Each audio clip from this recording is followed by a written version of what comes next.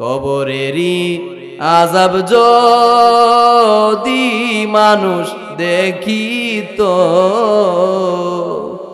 ঘরবাড়ি ছাড়িয়া গো মানুষ পালাইতো, ঠিক না?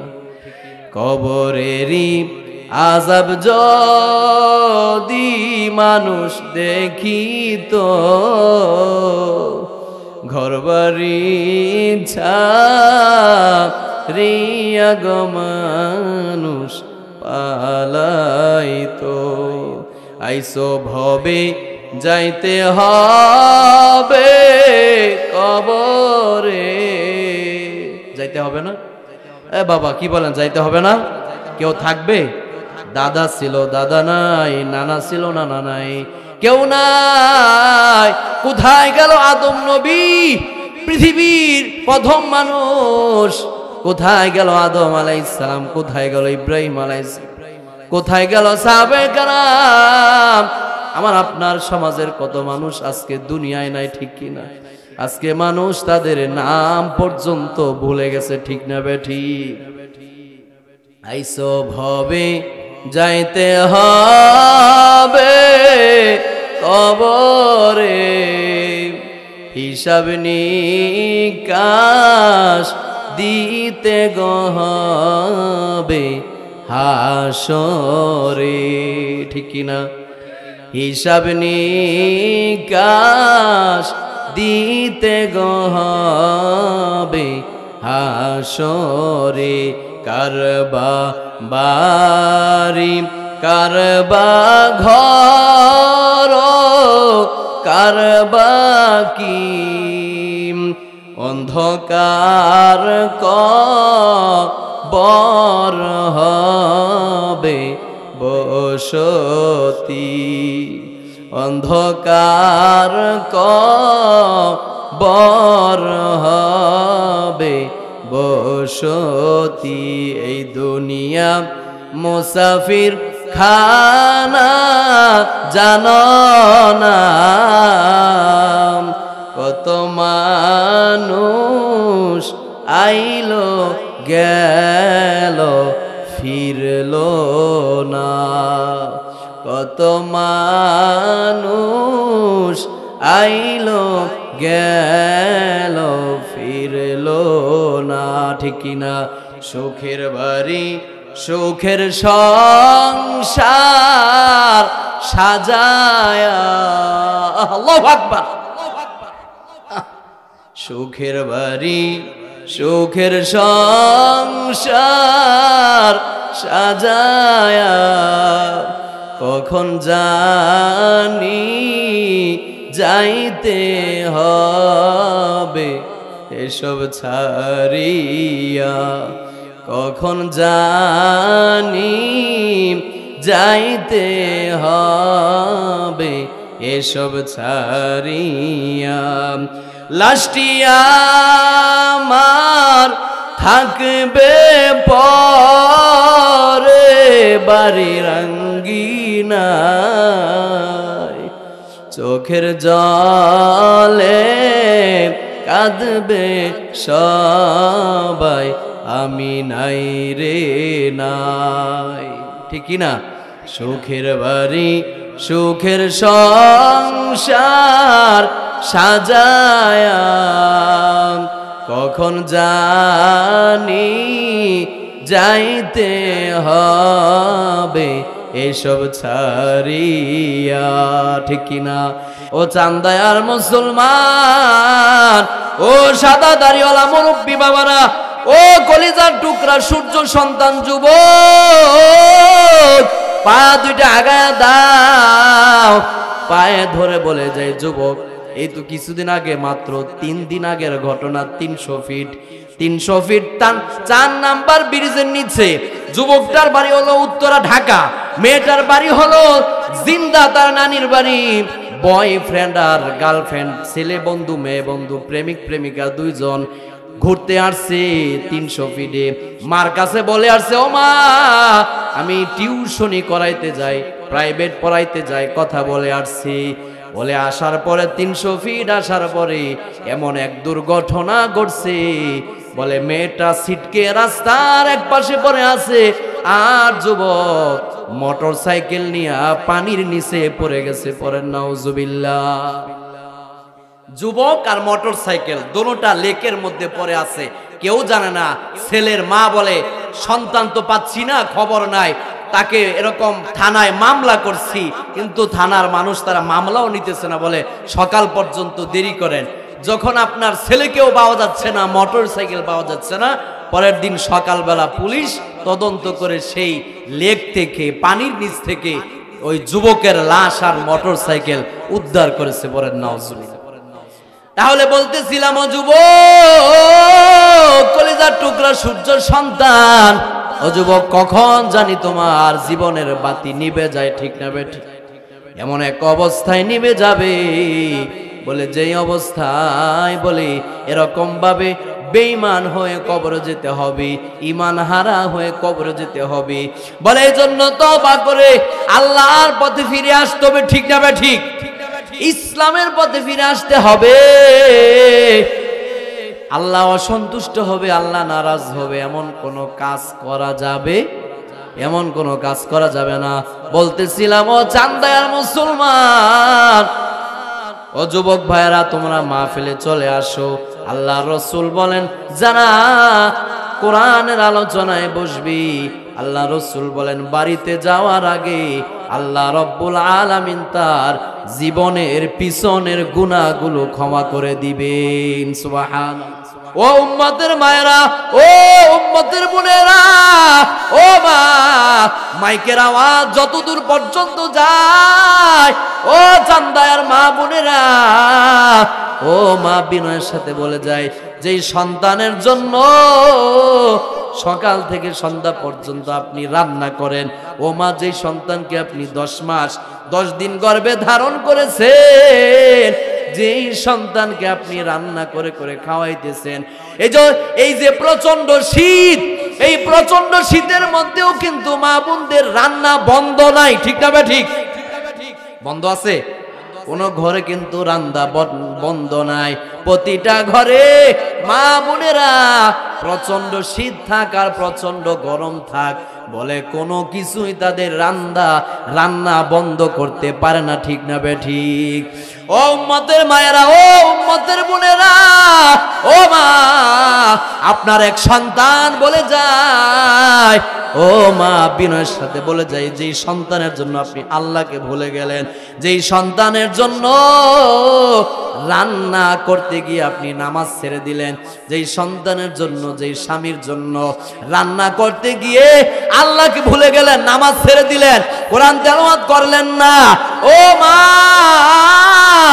ও মা, কান খাড়া করে শুনে রাখেন, আল্লাহ রব্বুল আলামিন বলেন, কবরের মধ্যে যখন আপনাকে যখন কবরের মধ্যে রাখা হবে, ওই কবরে আপনার সন্তান থাকবে না, আপনার স্বামী থাকবে না, আপনার মা থাকবে না, আপনার বাবা থাকবে না, থাকবে একজন, তিনি কি?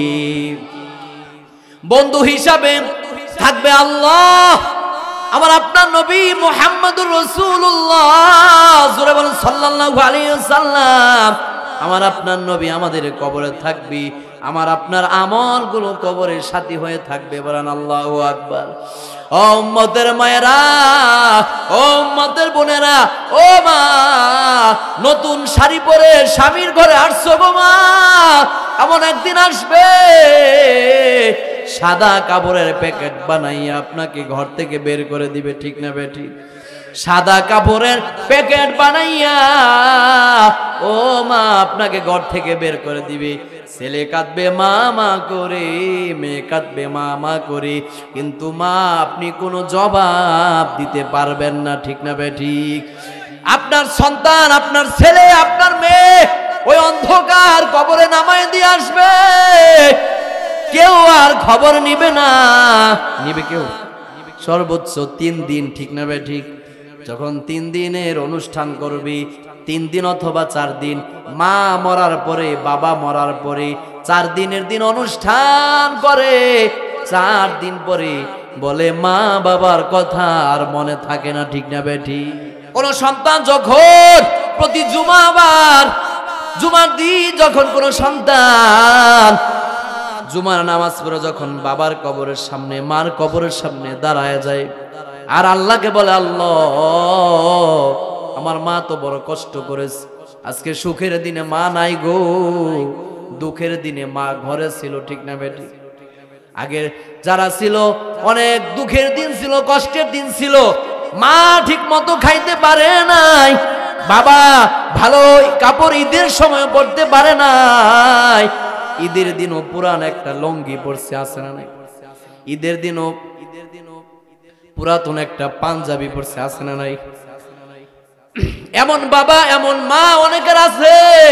অনেক মা ঈদের দিন নতুন কাপড় পরতে চায় না, ঠিক না বে ঠিক? সন্তান যদি এনেও দেয় কাপড় পরতে চায় না, কারণ মা জানে আমার সন্তান যদি নতুন কাপড় আজকে পরে ওই সন্তানের খুশি হয়ে যাবে আমার খুশি, ঠিক না বে ঠিক?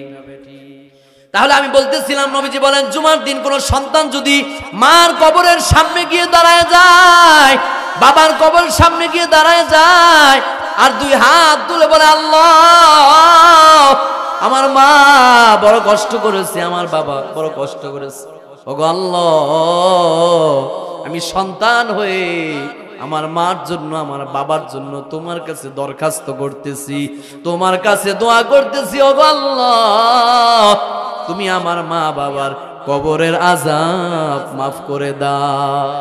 নবীর হাদিস প্রমাণ করে কোন সন্তান যখন মার জন্য বাবার জন্য এই দোয়াগুলো করে তো আল্লাহ রাব্বুল আলামিন সন্তানের দোয়া ফালায় না, ওই সন্তানের দোয়া কবুল করে মা বাবার কবরের আযাব মাফ করে দেয়। সকলে বলি সুবহানাল্লাহ। তাহলে দোয়া করার দরকার আছে না নাই? আপনি কলম আর খাতা হাতে নেন, লিখে রাখেন।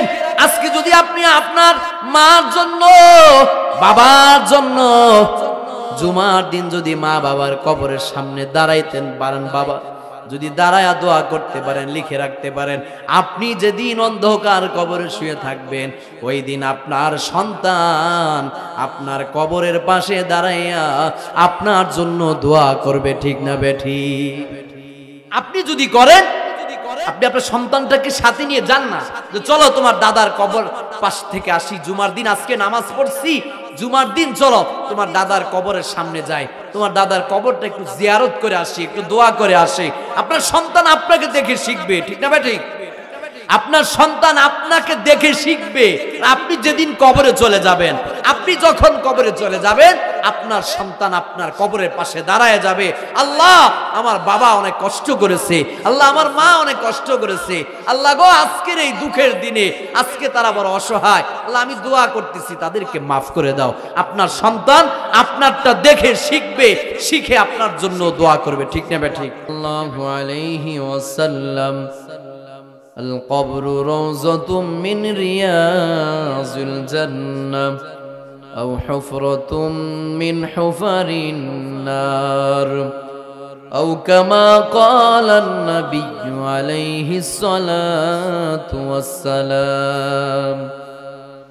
وقال تعالى في شان حبيبه ومحبوبه ومعشوقه مخبرا وآمرا إن الله وملائكته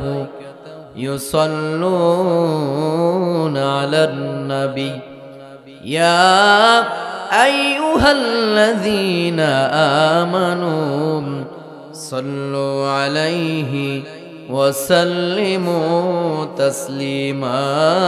اللهم صل على سيدنا مولانا محمد وعلى آل سيدنا مولانا محمد. اللهم صل على مولانا محمد وعلى آل سيدنا مولانا محمد. জিকির করি লা ইলাহা ইল্লাল্লাহ লা ইলাহা ইল্লাল্লাহ আরো জোরে লা ইলাহা ইল্লাল্লাহ মাশাআল্লাহ লা ইলাহা ইল্লাল্লাহ আরো জোরে লা ইলাহা ইল্লাল্লাহ লা ইলাহা ইল্লাল্লাহ আরো জোরে লা ইলাহা লা ইলাহা লা ইলাহা ইল্লাল্লাহ আল্লাহ পাকের নাম জপ মুমিন তারি আসমান তারি জমিন জমিন কার আরো জোরে মুসলমানের আওয়াজে বলেন কার আসমান কার জমিন কার আইন চলবে কার বিধানদাতা কে আল্লাহ পাকের নাম জপ মুমিন তারি আসমান তারি জমিন অন্তর থেকে ডাকলে তারে অন্তর থেকে ডাকলে তারে দূর হবে সব বিপদ বালা লা ইলাহা ইল্লাল্লাহ আর জোরে লা ইলাহা ইল্লাল্লাহ মোহাব্বতে বাবা খোলেন না জবানটা খোলেন আল্লাহর নাম মুখটা ভরে উচ্চ কণ্ঠে লা ইলাহা ইল্লাল্লাহ আর জোরে জিকির করছেন মুসা নবী তোর পাহাড়ে গেছেন চলি বলেন জিকির করছেন মুসা নবী তোর পাহাড়ে গেছেন চলি খোদার নূরে পাহাড় জলে খোদার নূরে পাহাড় জলে নবী মুসা জলে না হামেশা জিকির কর মুমিন গাফেল থাইকো না হামেশা জিকির কর মুমিন গাফেল থাইকো না লা ইলাহা ইল্লাল্লাহ আর জোরে লা ইলাহা ইল্লাল্লাহ খারাপ লাগে এ বাবা খারাপ লাগে আল্লাহর নাম নিতে খারাপ লাগে তাহলে আরো জোরে মোহাব্বতে পড়েন লা ইলাহা লা ইলাহা ইল্লাল্লাহ আব্বা আম্মা যার শুইল আল্লাহ কবরে মায়ার জরে রাইখো তাদের কার কার আব্বা আম্মা নাই একটু হাত উঠান তো কার আব্বা নাই মা নাই আহ কত মানুষ আব্বা নাই মা নাই মা বাবা ছেড়ে এত কষ্ট করে যেই মা 10 মাস 10 দিন গর্ভে ধারণ করেছে যেই বাবা সারা দিন পরিশ্রম করে মাতার ঘাম পায়ে ফেলে শরীরের রক্তকে পানি করে এত পরিশ্রম করে আমার জন্য আপনার জন্য কত কিছু করে আজকে তারা দুনিয়া থেকে বিদায় নিয়ে গেছে আজকে তারা অসহায় সবচেয়ে অসহায় ব্যক্তি হচ্ছে যারা কবরে আছে ঠিক না ভাই ঠিক কবরে যারা আছে আমার মা আমার বাবা আমার আপনার মা বাবা এরা সবচেয়ে অসহায় এরা চাতক পাখির মতো তাকিয়ে আছে দেখি আমার সন্তান আমার জন্য কিছু আমল পাঠায় কিনা সেই আশা নিয়ে তারা চাতক পাখির মতো তাকিয়ে আছে সেই মা বাবার জন্য দোয়া করার দরকার আছে না নাই জোরে বলেন আছে না নাই যেই কুলাঙ্গার সন্তান মা বাবার জন্য দোয়া করে না যেই কুলাঙ্গার সন্তান মা বাবার কথা মনে করে না স্মরণ করে না এটা নিমুখ হারাম কুলাঙ্গার সন্তান ঠিক কিনা জোরে বলেন এজন্য মা বাবার জন্য দোয়া করবো তো ইনশাআল্লাহ। আব্বা আম্মা যার শুইল আল্লাহ কবরে, মায়ার জরে রাইখো তাদেরি, পরে না আমিন। দয়ার জরে রাইখো তাদেরি, মরিয়া গিয়াছে যারো মা বাপ, কবরেরি আযাব আল্লাহ করো মাফ, কবরেরি আযাব আল্লাহ করো মাফ, কবরেরি আযাব যদি মানুষ দেখিত, ঘরবাড়ি ছাড়িয়া গো মানুষ পালাইতো, ঠিক না? কবরেরি আযাব যদি মানুষ দেখিত, ঘরবাড়ি ছাড়িয়া গো মানুষ পালাইতো, আইসো ভবে যাইতে হবে কবরে, যাইতে হবে না? এ বাবা কি বলেন, যাইতে হবে না? কেউ থাকবে? দাদা ছিল দাদা নাই, নানা ছিল নানা নাই, কেউ নাই। কোথায় গেল আদম নবী, পৃথিবীর প্রথম মানুষ? কোথায় গেল আদম আলাইহিস সালাম? কোথায় গেল ইব্রাহিম আলাইহিস সালাম? কোথায় গেল সাহাবায়ে কেরাম? আমার আপনার সমাজের কত মানুষ আজকে দুনিয়ায় নাই, ঠিক কি না? আজকে মানুষ তাদের নাম পর্যন্ত ভুলে গেছে, ঠিক না বেঠিক?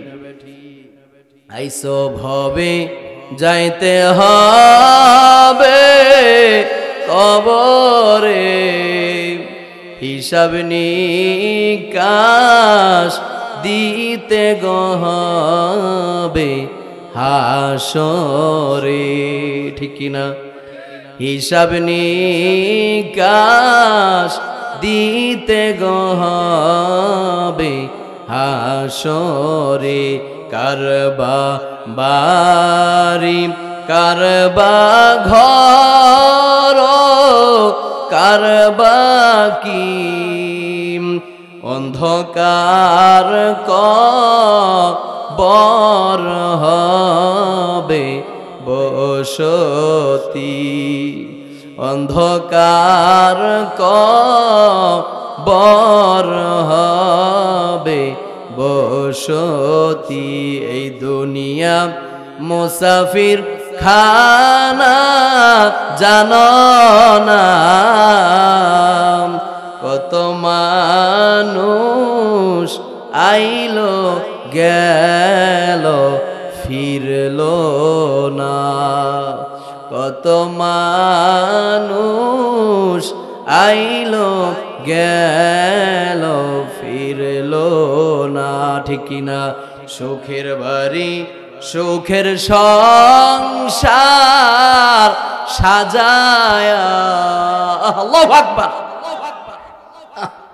সুখের বাড়ি সুখের সংসার সাজায়া, কখন জানি যাইতে হবে এসব ছাড়িয়া, কখন জানি যাইতে হবে এসব ছাড়িয়া, লাশটি আমার থাকবে পরে বাড়ির আঙ্গিনায়, চোখের জলে কাঁদবে সবাই, আমি নাই রে নাই, ঠিক না? সুখের বাড়ি সুখের সংসার সাজায়া, কখন জানি যাইতে হবে এসব ছাড়িয়া। ঠিক কিনা? কেউ থাকবে না ও সাদা দাড়িওয়ালা মুরব্বী বাবারা, ও জামদায়ার মুসলমান, এখনো যারা বাড়িতে বসে আছে, এখনো যারা দোকান পাট চা হোস্টেলে বসে আছেন, ও বাবা, আমি আপনাদের পায়ে হাত দিয়ে বলি, আজকে জান্নাতের বাগান প্রতিদিন কিন্তু বসবে না। ঠিক না বে ঠিক? আজকে আছে, কালকে হবে, পরের দিন আর জান্নাতের বাগান বসবে না। আবার আগামী, আবার সামনের 1 বছর পরে, ওই আগামী মাহফিল হওয়ার আগ পর্যন্ত আমরা পৃথিবীতে থাকবো কিনা এর কোনো গ্যারান্টি আছে? কোনো গ্যারান্টি নাই। ও চান্দায়ার মুসলমান, ও সাদা দাড়িওয়ালা মুরব্বী বাবারা, ও কলিজার টুকরা সূর্য সন্তান যুবক, পা দুইটা আগায়া দাও। পায়ে ধরে বলে যায়, যুবক, এই তো কিছুদিন আগে, মাত্র 3 দিন আগের ঘটনা, 300 ফিট 4 নাম্বার ব্রিজের নিচে যুবকটার বাড়ি হলো উত্তরা ঢাকা, মেয়েটার বাড়ি হলো জিন্দা, তার নানির বাড়ি। বয়ফ্রেন্ড আর গার্লফ্রেন্ড, ছেলে বন্ধু মেয়ে বন্ধু, প্রেমিক প্রেমিকা 2 জন ঘুরতে আসছে 300 ফিটে। মার কাছে বলে আসছে, ও মা, আমি টিউশনি করাইতে যাই, প্রাইভেট পড়াইতে যাই, কথা বলে আসছি। বলে আসার পরে 300 ফিট আসার পরে এমন এক দুর্ঘটনা ঘটছে, বলে মেয়েটা ছিটকে রাস্তার এক পাশে পড়ে আছে, আর যুবক মোটর সাইকেল নিয়ে পানির নিচে পড়ে গেছে। পড়েন নাউজুবিল্লাহ। যুবক আর মোটর সাইকেল দোনোটা লেকের মধ্যে পড়ে আছে, কেউ জানে না। ছেলের মা বলে, সন্তান তো পাচ্ছি না, খবর নাই, তাকে এরকম থানায় মামলা করছি, কিন্তু থানার মানুষ তারা মামলাও নিতেছে না, বলে সকাল পর্যন্ত দেরি করেন। যখন আপনার ছেলেকেও পাওয়া যাচ্ছে না, মোটর সাইকেল পাওয়া যাচ্ছে না, পরের দিন সকালবেলা পুলিশ তদন্ত করে সেই লেক থেকে, পানির নিচ থেকে ওই যুবকের লাশ আর মোটর সাইকেল উদ্ধার করেছে। বলেন নাউজুবিল্লাহ। তাহলে বলতেছিলাম, ও যুবক, কলিজার টুকরা সূর্য সন্তান, ও যুবক, কখন জানি তোমার জীবনের বাতি নিভে যায়। ঠিক না বে ঠিক? এমন এক অবস্থায় নিভে যাবে, বলে যেই অবস্থায়, বলে এরকম ভাবে বেঈমান হয়ে কবরে যেতে হবে, ঈমান হারা হয়ে কবরে যেতে হবে। বলে এই জন্য তওবা করে আল্লাহর পথে ফিরে আসতে হবে। ঠিক না বে ঠিক? ইসলামের পথে ফিরে আসতে হবে। আল্লাহ অসন্তুষ্ট হবে, আল্লাহ নারাজ হবে, এমন কোন কাজ করা যাবে, এমন কোন কাজ করা যাবে না। বলতেছিলাম, ও চান্দায়ার মুসলমান, ও যুবক ভাইয়েরা, তোমরা মাহফিলে চলে আসো। আল্লাহ রসুল বলেন, যারা কোরআনের আলোচনায় বসবি, আল্লাহ রসুল বলেন, বাড়িতে যাওয়ার আগে আল্লাহ রব্বুল আলামিন তার জীবনের পিছনের গুনাহগুলো ক্ষমা করে দিবেন। সুবহানাল্লাহ। তাহলে আমরা আজকে জান্নাতের বাগানে আসতে পেরে খুশি না বেজার? জোরে বলেন, খুশি না বেজার? শেষ পর্যন্ত থাকবো তো ইনশাআল্লাহ। দেখি কারা কারা থাকবেন না, একটু হাত উঠান। থাকতেন না? থাকবেন? যাক, আল্লাহ রাব্বুল আলামিন সবাইকে মোনাজাত পর্যন্ত থাকার তৌফিক দান করুন। সকলেই পড়ে আমিন। যারা বাড়িতে বসে আছে, যারা দোকানপাটে বসে আছেন, মেহেরবানি করে, অনুগ্রহ করে আমি বিনয়ের সাথে আপনাদেরকে অনুরোধ করব, আসেন বাবা, মাহফিলে আসেন, মাহফিলে আসেন, কিছু আলোচনা শুনেন। হতে পারে আগামী, হতে পারে হাসরের ময়দানে এই যে আলোচনা শোনার জন্য আমলের নিয়তে এখানে বসছেন, এটাই হাসরের ময়দানে আমার আপনার নাজাতের উসিলা হয়ে যাবে। ঠিক না ভাই ঠিক? হাসরের ময়দানে এটা নাজাতের উসিলা হয়ে যাবে। ঠিক না ভাই ঠিক? এজন্য আলোচনা শোনার দরকার আছে না নাই? আমলের নিয়তে শুনবো। কিসের নিয়তে? আমলের নিয়তে শুনবো। আজকে আমরা আলোচনা শুনবো। আমাকে আলোচ্য বিষয় দেওয়া হয়েছে। আমি আজকে আমার আলোচনার টপিক হচ্ছে, বিষয়বস্তু হচ্ছে কবরের আযাব। কবরের, তাহলে কবরে যেতে হবে কিনা? কবরের আযাবের ভয়াবহতা। আল্লাহ রসুল বলেন, মা রাআইতু মানজারান, আল্লাহ রসুল বলেন কবরের ভয়াবহ দৃশ্য, এটা এমন এক দৃশ্য, বলে আমি এর চাইতে কঠিন দৃশ্য আমি আর কোথাও দেখি নাই, পড়েন নাউজুবিল্লাহ। কবরের আযাব অত্যন্ত কঠিন বলেছেন মুহাম্মাদুর রাসূলুল্লাহ সাল্লাল্লাহু আলাইহি ওয়াসাল্লাম। জবান খুলে বলেন সাল্লাল্লাহু আলাইহি ওয়াসাল্লাম। আল্লাহ রাসূল বলেছেন যে কবরের আযাব অত্যন্ত কঠিন, কবরের আযাব কঠিন, ঠিক কি না? তাহলে কবরে যেতে হবে না? সবাই বলেন, এক বাক্যে বলেন, যেতে হবে কি হবে না? কবরে যেতে হবে। কেউ থাকবে না বাবা, কেউ থাকবে না, সবাইকে এক এক করে যেতে হবে, ঠিক না? ঠিক। আজ না হয় কাল তুমি যাইবা কবরে, যাওয়ার সময় দেখবে যে গো তোমার সবই রইল পরে, যাওয়ার সময় দেখবে যে গো, ঠিক কিনা? আজ না হয় কাল তুমি যাইবা কবরে, যাওয়ার সময় দেখবে যে গো দাদা গেল নানা গেল কেউ এলো না ফিরে, সবারই যাইতে হবে গো ভাইজান অন্ধকার কবরে, সবারই যাইতে হবে গো, ঠিক কিনা? যুবক কবরে যাবে, মুরব্বী কবরে যাবে, কারো মৃত্যু কখন কার মৃত্যু চলে আসে এটা কেউ বলতে পারে না। বলতে পারে একজন, তিনি কে? আরো জোরে বলেন, তিনি কে? আল্লাহ বলেন, আমি আমার বন্ধু, আমি আমার হাবিব, আমি আমার প্রিয় মানুষ, আমি আমার বন্ধু নবীকেও এই জ্ঞান দেই না, এই এলেম দেই নাই কে কখন মারা যাবে। বলে এই এলেম শুধুমাত্র আমি আল্লাহর কাছে রেখে দিয়েছি, বলেন সুবহানাল্লাহ। তাহলে কবরে যাওয়ার আগে কবরের সামানাত গুছানো দরকার আছে না নাই?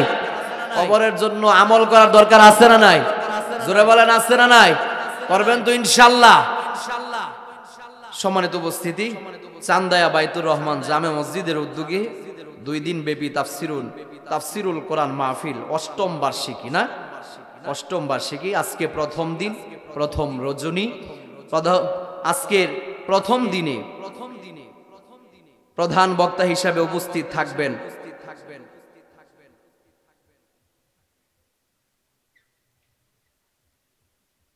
আজকে প্রথম দিন প্রধান বক্তা হিসেবে উপস্থিত থাকবেন নবমুসলিম, যিনি আগে অমুসলিম ছিলেন, নবমুসলিম হযরত মাওলানা মুফতি সাআদ আহমদ সাদি সাহেব সুনামগঞ্জ।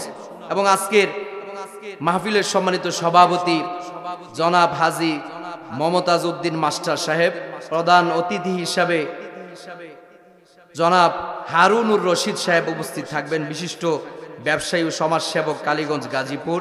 আরো অনেক অতিথিবৃন্দ এখানে আছেন, যারা আজকের অতিথি হিসাবে আছেন এবং আপনারা যারা রয়েছেন আমার সামনে উপবিষ্ট, যারা পর্দার আড়ালে মা বোনেরা যারা রয়েছেন, আল্লাহ রাব্বুল আলামিন সবাইকে ইসলামের খাদেম হিসাবে, সৈনিক হিসাবে কবুল করুন, সকলে বলি আমিন। আল্লাহ রাব্বুল আলামিন সকলের পিছনের গুনাহ খাতাগুলি মাফ করে দিক, সকলে বলি আমিন।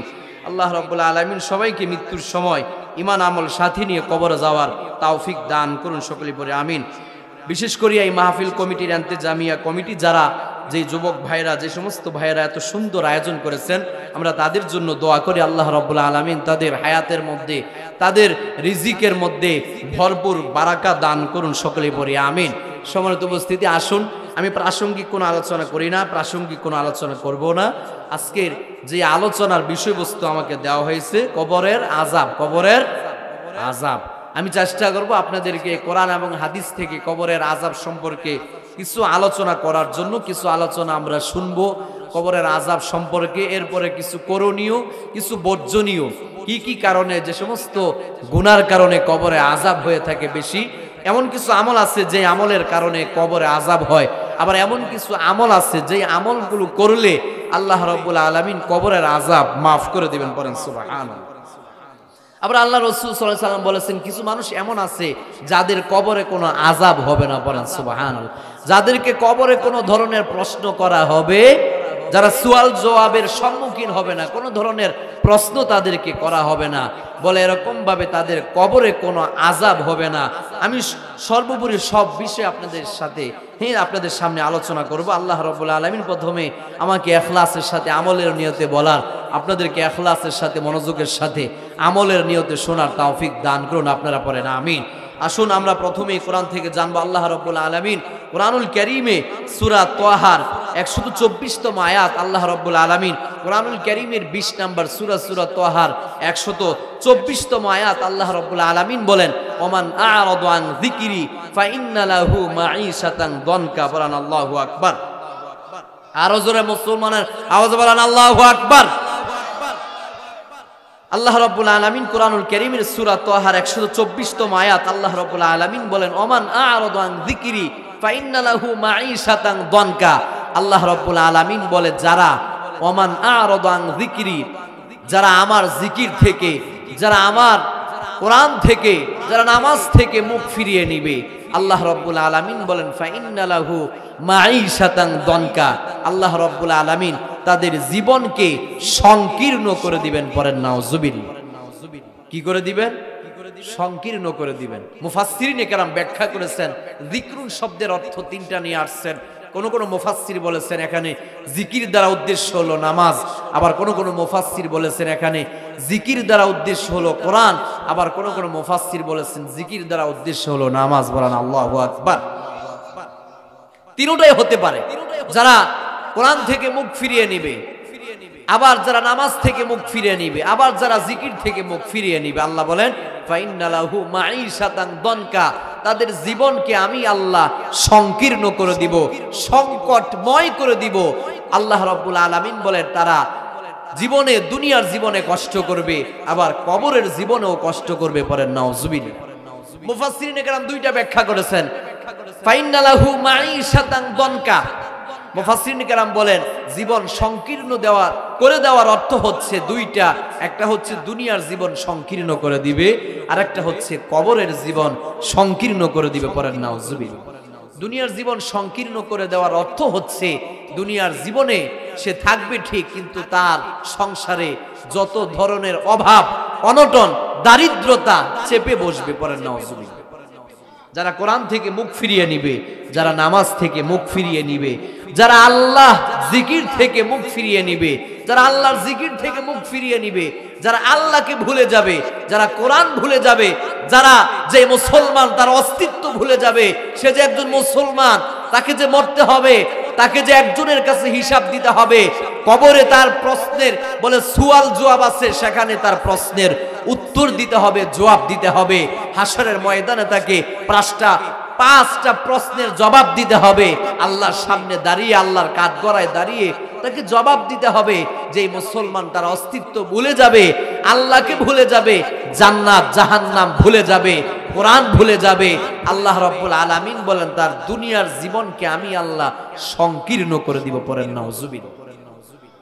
আপনি একটু জরিপ করবেন, আপনার মহল্লা, আপনার সমাজ, আপনার গ্রাম জরিপ করে দেখবেন, যেই মানুষগুলো কোরআন মানে না, যেই মানুষগুলো হাদিস মানে না, যেই মানুষগুলো আল্লাহকে ভুলে গেছে, যেই মানুষগুলোর সাথে মসজিদের কোনো সম্পর্ক নাই, নবীর সুন্নতের কোনো সম্পর্ক নাই, দিন ধর্মের কোনো সম্পর্ক নাই, ওই মানুষগুলো দিন শেষে বলে এরকম ভাবে তাদের সংসারে যত ধরনের অভাব, অনটন, দারিদ্রতা আছে না নাই, অসুখ বিসুখ আছে না নাই, তাদের সন্তানগুলো কথা শোনে না আছে না নাই, তাদের সন্তানগুলো টাকা থাকতে পারে আপনার বাহ্যিক দৃষ্টিতে, বাহ্যিক ভাবে আপনি দেখতে পারেন সে খুব সুখী, বলে সে খুব ক্ষমতাধর ব্যক্তি, তার অনেক সম্পদ আছে, অনেক টাকা আছে, কিন্তু খবর নিয়ে দেখেন গোপনে তার আসলে মনের মধ্যে কোনো সুখ। জোরে বলেন। আপনার গ্রামে আছে কিনা জানি না, কিন্তু আমাদের গ্রামে আছে, অনেক টাকা কিন্তু মনের মধ্যে সুখ। মনে সুখ থাকবে কোত্থেকে? সন্তানটা নেশা করে, সন্তানটা রাত 12টার পরে বাড়িতে ফিরে। পড়েন নাউজুবিল্লাহ। সন্তান নেশার সাথে, মদ, গাঁজা, ইয়াবা, ফেনসিডিল নেশার সাথে জড়িত। সন্তান টাকার জন্য মাকে টর্চার করে, বাবাকে টর্চার করে, আছে না নাই? কিছুদিন আগে জামালপুরে এক ঘটনা শোনেন নাই? 60 বছরের এক মুরব্বী তার সন্তানকে অতিষ্ঠ হয়ে তার নিজের সন্তানকে নিজে নির্মম আর নিষ্ঠুর ভাবে হত্যা করেছে। ঠিক না ভাই? ঠিক। কেন করেছে? কারণ প্রতিদিন তাকে গালিগালাজ শুনতে হয়, প্রতিদিন সন্তান নেশার টাকার জন্য তার মাকে টর্চার করে, নির্যাতন করে, বাবাকে গালিগালাজ করে।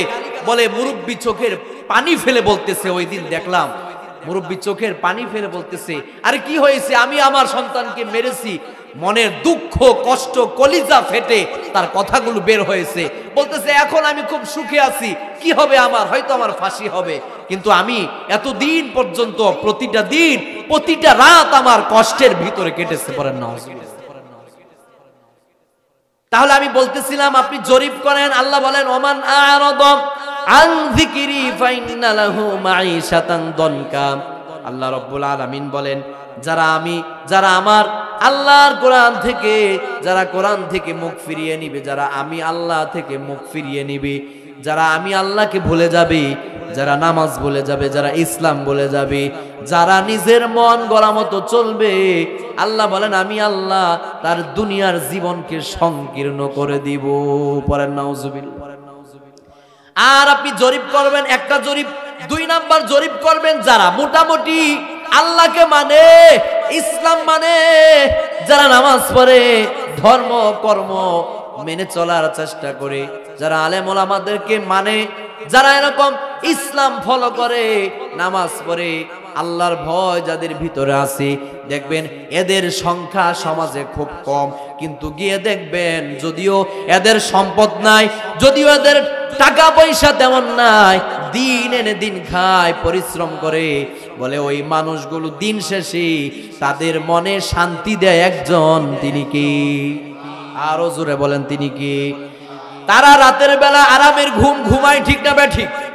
আবার ফজরের সময় উঠে যায়, মুয়াজ্জিন যখন মসজিদের মিনার থেকে বলে আসসালাতু খায়রুম মিনান নাওম, আসসালাতু খায়রুম মিনান নাওম, ও মুয়াজ্জিন যখন বলে হাইয়া আলাস সালাহ হাইয়া আলাল ফালাহ, মুয়াজ্জিন যখন বলে নামাজের দিকে আসো, মুয়াজ্জিন যখন বলে কল্যাণের দিকে আসো, আল্লাহর ওই বান্দা যদিও টাকা নাই, সম্পদ নাই, ক্ষমতা নাই, কিন্তু যখন মসজিদের মিনার থেকে এই ডাকগুলো শুনে, এই শব্দগুলো তার কর্ণকুহরে পৌঁছে যায়, তখন সে আর ঘুমে থাকতে পারে না, ঠিক না বেঠিক? সে আর বিছানায় থাকতে পারে না, কেমন যেন মন ছটফট করতে থাকে, আমার রব আমাকে ডাকতেছে। জোরে বলেন কে? আরো জোরে মুসলমান আওয়াজে বলেন কে? আল্লাহ ডাকতেছে। এখন আর বিছানায় থাকা যাবে না, এখন আর ঘুমানো যাবে না। শয়তান চেষ্টা করবে, দেখবেন শেষ রাতে আপনি যদি নিয়ত করেন ফজরের নামাজ পড়বেন, দেখবেন যদি আজান শোনার পরে আপনার ঘুম ভেঙে যায়, ওই সময় শয়তান, হাদিসে আসছে, শয়তান এমন ভাবে মেসেজ করতে থাকে, এমন ভাবে আপনাকে আরামায়েশ দিতে থাকে, বলে ঘুম আর ভাঙতে চায় না, ঠিক না বেঠিক? বিছানা ছেড়ে আর উঠতে মন চায় না, বলে এত বিছানা এত গরম হয়ে যায়, আরামায়ের জন্য বাড়তে থাকে, ঠিক না বেঠিক? তাহলে আমি বলতেছিলাম আপনাদেরকে, আল্লাহ বলেন যারা কোরআন মানবে, যারা নামাজ পড়বে, যারা আল্লাহর জিকির করবে, আল্লাহ রাব্বুল আলামিন বলে যারা মুখ ফিরিয়ে নিবে, আল্লাহ বলেন আমি আল্লাহ তাদের দুনিয়ার জীবন সংকীর্ণ করে দিব। পড়েন নাউজুবিল্লাহ। এবার আসেন আমরা মূল আলোচনার দিকে যাই। মুফাসসিরিনে কেরাম বলেন একটা অর্থ হলো দুনিয়ার জীবন সংকীর্ণ করে দেওয়ার মানে হচ্ছে রুজি রোজগারের রাস্তা আল্লাহ বন্ধ করে দিবে। পড়েন নাউজুবিল্লাহ। কিসের রাস্তা? রোজগার করার রাস্তা বন্ধ হয়ে যাবে। আপনি হারামের সাথে জড়িত হয়ে যাবেন, সুদের সাথে জড়িত হয়ে যাবেন, হালাল ভাবে আপনার ঘরে আর রিজিক ঢুকবে না, আপনার রিজিকের দরজা বন্ধ করে দিবে একজন, তিনি কি? আরো জোরে বলেন তিনি কি? তাহলে আল্লাহ বলেন, আল্লাহ রাব্বুল আলামিন বলেন আমি আল্লাহর সাথে সম্পর্ক করো, আমি আল্লাহ হালাল ভাবে, বলে হালাল রাস্তায় তোমার রোজগারের রাস্তা আমি আল্লাহ খুলে দিব। সুবহানাল্লাহ। হালাল ভাবে রোজগারের দরজা আমি আল্লাহ খুলে দিব। আর যদি হারাম ভাবে চলো, যদি আমি আল্লাহকে না মানো, যদি ইসলাম না মানো, কোরআন না মানো, আমি আল্লাহকে ভুলে যাও, তাহলে বান্দা মনে রাখিও, আল্লাহ বলেন ও পৃথিবীর মানুষেরা, তাহলে আমি আল্লাহও কিন্তু তোমাদেরকে ভুলে যাও। পড়েন নাউজুবিল্লাহ। আর আল্লাহ যদি আমাদেরকে ভুলে যায়, আমাদের কোনো রাস্তা আছে? কেউ নাই। কে আপনাকে রিজিক দিবে? কে আপনাকে এরকম ভাবে দুর্ঘটনা থেকে হেফাজত করবি?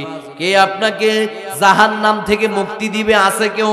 যদি আল্লাহ নারাজ হয়ে যায়, আল্লাহ যদি বলে যায়, আল্লাহ বলেন দুনিয়ার জীবনে আমাকে বলে যাবে, আমি আল্লাহ কথা দিলাম দুনিয়ার জীবনে তোমাকে বলে যাব, কবরে আমি তোমাকে বলে যাব, হাসরের ময়দানে ভুলে যাব তোমাকে। হাসরের ময়দানে আমি আল্লাহ যদি ভুলে যাই, জাহান বলে ফেরেশতারা তোমাদেরকে লাঞ্ছিত করে জাহান নামে নিক্ষেপ করবে। পড়েন নাউজুবিল্লাহ। জাহান নামে নিক্ষেপ করবে ফেরেশতারা, লাঞ্ছিত আর অপমান করে। পড়েন নাউজুবিল্লাহ। তাহলে এখানে কোরআনুল কারীম সূরা তাহার 124তম আয়াত এই মেসেজ আমাদেরকে দিচ্ছে, কোরআন পড়তে হবে। রাজি আছেন মুসলমান? জোরে বলেন ইনশাআল্লাহ। বলেন না। নামাজ পড়তে হবে, রাজি আছেন ইনশাআল্লাহ? জিকির করতে হবে একজনের, তিনি কে? আরো জোরে মুসলমানরা বলেন তিনি কে? আল্লাহর জিকির করতে হবে। আল্লাহ বলেন কোরআন পড়ো, নামাজ পড়ো, জিকির করো, আমি আল্লাহ দুনিয়ার জীবনে বরকতের দরজাগুলো তোমার জন্য খুলে দিব। আর জোরে বলেন। আল্লাহ রাব্বুল আলামিন বলেন বরকতের দরজা আমি খুলে দিব। ওয়ালাউ আন্না আহলাল কুরা আমানু ওয়াত্তাকাউ লাফাতাহনা আলাইহিম বারাকাতিন মিনাস সামাই ওয়াল আরদ। আল্লাহু আকবার। আল্লাহ বলে যারা ঈমান আনার পরে যারা নেক আমল করবে, আমি আল্লাহ যাও কথা দিলাম, আমি আল্লাহ তার জন্য আমার আসমান এবং জমিনের সকল বরকতের দরজাগুলো তার জন্য খুলে দিব। আল্লাহ বলেন ঈমান আনার পরে যারা নেক আমল করবে তার জন্য আমি আল্লাহ আসমান এবং জমিনের প্রত্যেকটা দরজা, বরকতের সকল দরজা আমি আল্লাহ তার জন্য খুলে দেব। বলেন আল্লাহু আকবার। তাহলে ঈমান আনার পরে নেক আমল করার দরকার আছে না নাই? ও সাদা দাড়িওয়ালা মুরব্বি বাবারা যারা আসছেন, ও বাবার কবে আপনার হেদায়েত হবে? দিনের বুঝ আর কবে আপনার ভিতরে আসবে? এখনো পর্যন্ত চায়ের দোকানে আপনাকে টিভির সামনে দেখা যায়, আছে না নাই? আমার কিছু সাদা দাড়িওয়ালা মুরব্বি বাবারা আছে যাদের চুল দাড়িগুলো সাদা হয়ে গেছে, 60-70 বছর বয়স আপনার, এখনো পর্যন্ত আপনাকে আল্লাহর নাফরমানির মধ্যে পাওয়া যায়। ঠিক না বেঠিক? ও বাবা, আর কবে আপনার হুঁশ ফিরে আসবে? আর কবে দিনের বুঝ আসবে? আল্লাহ রাব্বুল আলামিন তো এই যে দাড়ি পেকে গেছে, সাদা হয়ে গেছে, এটা একটা সতর্ক বার্তা আল্লাহ দিয়েছে, কোরআন আমাদেরকে জানিয়েছে, আল্লাহ রাসূল জানিয়েছেন। এই যে নোটিশ জারি হয়ে গেছে, নোটিশ একটা চলে আসছে, দুনিয়ায় যে থাকা যাবে না, কবরে যেতে হবে, এটার একটা নোটিশ হলো, সতর্ক বার্তা হলো, মানুষের চুল দাড়িগুলো সাদা হয়ে যাবে। ঠিক না বেঠিক? চুল দাড়ি সাদা হয়ে যাবে। এই যে আপনার চুল পেকে গেল, সাদা হয়ে গেল আপনার দাড়ি, তাহলে এখনো কি আপনার ভিতরে এই চিন্তা আসে না যে আমাকে মরতে হবে? আরে কেউ নাই, আমার বাবা ছিল, বাবা নাই, দাদা ছিল, দাদাও নাই, নানা নানি ছিল, কেউ নাই, আমাকে মরতে হবে। ঠিক না ঠিক? কত খেলার সাথী ছিল, খেলার মাঠের কত বন্ধু বান্ধব ছিল, আজকে তারা কবরে শুয়ে আছে। ঠিক না ঠিক? আমাকেও মরতে হবে, আমাকেও কবরে যেতে হবে। ঠিক না ঠিক? ওই কবরে কেউ থাকবে না, বাবা নাই, মা নাই, আমার আপনার কলিজার টুকরা সূর্য সন্তান যুবকও নাই, আমার আপনার সন্তানও কবরের মধ্যে থাকবে না, আমার আপনার সাথে থাকবে একজন, তিনি কি? আল্লাহ আমাদের সাথী হবে, নবী আমাদের সাথী হবে, আমাদের আমলগুলো আমাদের সাথী হবে। ঠিক না ঠিক? কে বা হবে সঙ্গেতে মোর কবরে, কে বা হবে সঙ্গেতে মোর মরণে? হবে কেউ? আমার মা, আমার বাবা, আমার সন্তান, কেউ আমাদের সাথে হবে না। ও উম্মতের মায়েরা, ও উম্মতের বোনেরা, ও মা, মাইকের আওয়াজ যতদূর পর্যন্ত যায়, ও চান্দায়ার মা বোনেরা, ও মা বিনয়ের সাথে বলে যায়, যেই সন্তানের জন্য সকাল থেকে সন্ধ্যা পর্যন্ত আপনি রান্না করেন, ও মা, যেই সন্তানকে আপনি 10 মাস 10 দিন গর্ভে ধারণ করেছেন, যেই সন্তানকে আপনি রান্না করে করে খাওয়াইতেছেন। এই যে প্রচন্ড শীত, এই প্রচন্ড শীতের মধ্যেও কিন্তু মা বোনদের রান্না বন্ধ নাই, ঠিক না ঠিক? বন্ধ আছে? কোন ঘরে কিন্তু রান্না বন্ধ নাই। প্রতিটা ঘরে মা বোনেরা প্রচন্ড শীত থাক আর প্রচন্ড গরম থাক, বলে কোনো কিছুই তাদের রান্না বন্ধ করতে পারে না, ঠিক না ঠিক? ও উম্মতের মায়েরা, ও উম্মতের বোনেরা, ও মা, আপনার এক সন্তান বলে যায়, ও মা বিনয়ের সাথে বলে যায়, যেই সন্তানের জন্য আপনি আল্লাহকে ভুলে গেলেন, যেই সন্তানের জন্য রান্না করতে গিয়ে আপনি নামাজ ছেড়ে দিলেন, যেই সন্তানের জন্য, যেই স্বামীর জন্য রান্না করতে গিয়ে আল্লাহকে ভুলে গেলেন, নামাজ ছেড়ে দিলেন, কোরআন তেলাওয়াত করলেন না, ও মা, ও মা, কান খাড়া করে শুনে রাখেন, আল্লাহ রব্বুল আলামিন বলেন, কবরের মধ্যে যখন আপনাকে যখন কবরের মধ্যে রাখা হবে, ওই কবরে আপনার সন্তান থাকবে না, আপনার স্বামী থাকবে না, আপনার মা থাকবে না, আপনার বাবা থাকবে না, থাকবে একজন, তিনি কি? বন্ধু হিসাবে থাকবে আল্লাহ, আমার আপনার নবী মুহাম্মদুর রাসূলুল্লাহ, জোরে বলেন সাল্লাল্লাহু আলাইহি ওয়াসাল্লাম। আমার আপনার নবী আমাদের কবরে থাকবে, আমার আপনার আমলগুলো কবরের সাথী হয়ে থাকবে, বলেন আল্লাহু আকবার। ও উম্মতের মায়েরা, ও উম্মতের বোনেরা, ও মা, নতুন শাড়ি পরে স্বামীর ঘরে আসছো গো মা, এমন একদিন আসবে সাদা কাপড়ের প্যাকেট বানাইয়া আপনাকে ঘর থেকে বের করে দিবে, ঠিক না বেঠিক? সাদা কাপড়ের প্যাকেট বানাইয়া ও মা আপনাকে ঘর থেকে বের করে দিবে। ছেলে কাঁদবে মা মা করে, মেয়ে কাঁদবে মা মা করে, কিন্তু মা আপনি কোনো জবাব দিতে পারবেন না, ঠিক না বেঠিক? আপনার সন্তান, আপনার ছেলে, আপনার মেয়ে ওই অন্ধকার কবরে নামায় দিয়ে আসবে, কেউ আর খবর নিবে না। নিবে কেউ? সর্বোচ্চ 3 দিন, ঠিক না বেঠিক?